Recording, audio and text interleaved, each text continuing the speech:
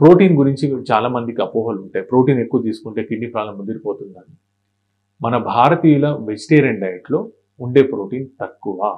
So, vegetarian protein మీరు తీసుకుంటున్నప్పుడు limit చేయాలని ప్రయత్నించకూడదు. ఒకప్పుడు లిమిట్ చేయమని చెప్పేవారు, కానీ అది తప్పు. వెజిటేరియన్ ప్రోటీన్ మాత్రం లిమిట్ చేయాల్సిన అవసరం లేదు. వెజిటేరియన్ ప్రోటీన్‌లో ఏంటి, మన పప్పు దినుసులు ఇవన్నీ తీసుకోవచ్చండి.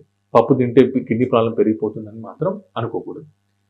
వేరే non veg protein, for example red meat అంటారు, అంటే మటన్, ఈ మటన్ కానీ బీఫ్ కానీ అలాంటివి తీసుకోకూడదు.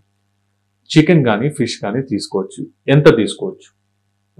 ఒక రోజులో 50 గ్రామ్స్ తీసుకోవచ్చు. అయితే నాన్ వెజిటేరియన్ డైట్ మీరు తీసుకున్నప్పుడు ఈ నాన్ వెజిటేరియన్లో ప్రధానంగా కండ ఉంటుంది కదా, ఈ కండలో క్రియాటిన్ ఉంటుంది.